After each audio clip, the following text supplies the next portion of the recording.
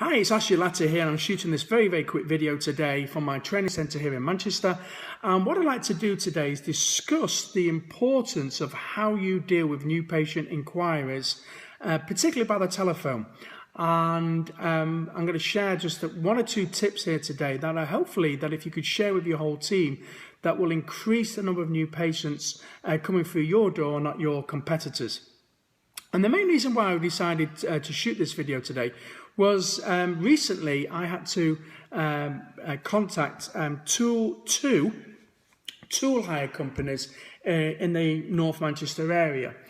Basically what's happened is we had some serious floods outside our training room here over the Christmas period last year, and unfortunately we got one of the rooms in our centres where there's a bit of a damp smell which seems to be getting a little bit worse. So what we thought we'd do is would hire a couple of hire a humidifier and hopefully get rid of the smell and make it back to normal again.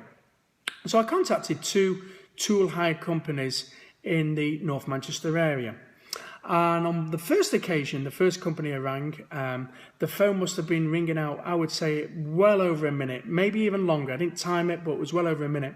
And finally, when the girl actually answered the phone, she came to the phone panting. She was out of breath. And her first response was she was very sorry for taking a while to get to the phone. She was making a cup of tea in the back there, and she only just heard the phone. That tickled me, I've got to be honest.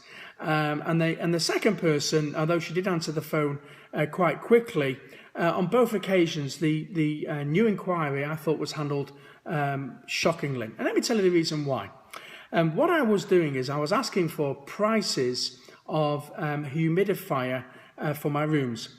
And on both occasions, none of the sales girls who answered the phone, but it was two girls in general here, none of the girls actually asked me my name. None of the girls asked me how they heard about the business. None of the girls asked me a little bit about my problem. What was the problem in my room? What was happening? No one bothered asking me that at all. On both occasions, the two girls gave me prices. In fact, one of the girls said, did I want a 25 litre or a 75 litre humidifier, which was best for her. And of course, I didn't have a clue how big a humidifier was, so I just hazarded to have a guess and gave her the first one. So on both occasions, prices was given to me, but on none occasions was an email address asked for, a postal address, or anything at all. So just in other words, prices were given and no contact details were gathered at all whatsoever. So I rang up with a problem and I left with the same problem that I came with. So what could we learn from this lesson here just by contacting a tool hire company? Well, it just really showed the importance of how to deal with a new patient inquiry, or how to deal with a new inquiry at the desk. If you think about it, on this occasion here, the sale was probably around about £300, £350. But how much is a new patient inquiry worth to your practice? If you think about a patient who contacts you and maybe sticks around, say, for, I don't know, say 10 years, and let's say they pay, I don't know, £20 a month for 10 years, they're going to pay something in the region of around about £2,500 to be members of your plan, of your practice. And that's if they don't have any dental treatment at all. So every single new inpatient inquiry potentially is going to be worth at least £2,000, maybe even £3,000 to your practice. So what sort of tips and strategies could I share with you in order to help your girls to become more effective just in this very short video? Well, the first thing they need to do, and the most important thing they need to do, is that when they say their practice name, they also must share their own name as well. And this is really important because what you're doing is trying to build rapport straight away with your new potential client. Now, if you offer your own name to the potential new client, it's also very easy then to get the name off your potential client. So, for example, this is ABC Dental Practice, Ashley speaking, may I help you please? And obviously the new client will share or ask you a question, and you can then turn around and say, oh, sorry, my name's Ashley, sorry, what was your name again? And now what you've got is you've got the client's or potential client's name, and then you can start using that in the conversation. The second thing you must do, and most importantly, is ask the client how you heard about us.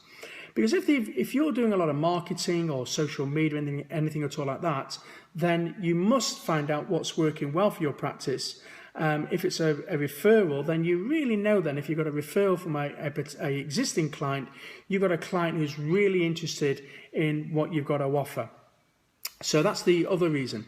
Now, the third thing you must do is ask questions then about what their inquiry. So deep and find out a little bit about the inquiry and what they're actually interested in. Now, I know absolutely nothing at all about humidifiers. I know nothing at all about tool hire, but just think about what difference those phone calls could have made if the girl on the telephone could have asked me what my name was and start using it in conversation, asked me how she heard about our business, and then asked me a little bit more about my problem. What was the problem? What was the cause of the problem?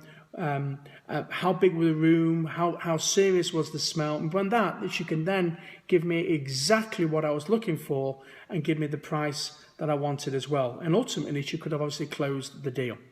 So very quickly, I want to leave you with just 3 quick tips here on how to answer the phone more effectively. Please ensure that you give your own name when you answer the telephone as well as the practice name. The second thing is always ask your potential client how they heard about you.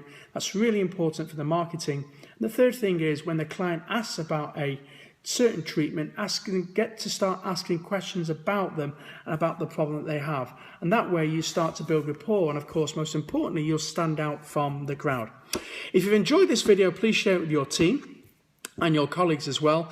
If you'd really like to take your reception skills to a new level and you'd like the opportunity to work with us, we are running 3 one-day reception courses, which are how to turn inquiries into appointments and long-term patients, where we go through a whole 7-step approach on how to deal with an inquiry and turn that into an appointment. So we have 3 programs coming up this year. One is on the 1st of November in London, which I'm delivering that program. We have one here in Manchester on the 7th of November, where my fellow coach, superb coach Alistair Mann, he's delivering that full day here. And on the 26th of January, in 2017, for the very first time, I'll be delivering this course down in the southwest of England in Exeter. So if you want more information on that, please go to our website, www.ashleyletter.com. Just look under courses, press reception, and you can enroll on there. Thanks very much. I hope these tips have been useful and look forward to sharing more new tips with you next week.